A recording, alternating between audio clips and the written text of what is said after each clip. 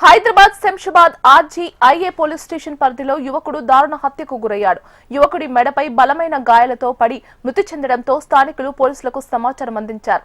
మృతుడు తమిళనాడు పుడుకొట్టాయి ప్రాంతానికి చెందిన చిన్నరాజు నారాయణ స్వామిగా గుర్తించారు. ఘటనపై పోలీసులు కేసు నమోదు చేసి దర్యాప్తు చేపట్టారు.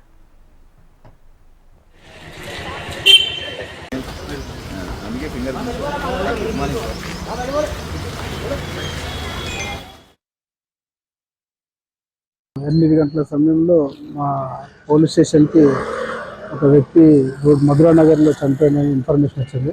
మేము ఇక్కడ వచ్చి వెరిఫై చేయగా అతని గొంతు దగ్గర గాయమై ఉంది. ఇది కొంచెం అనుమానాస్పదంగా ఉంది.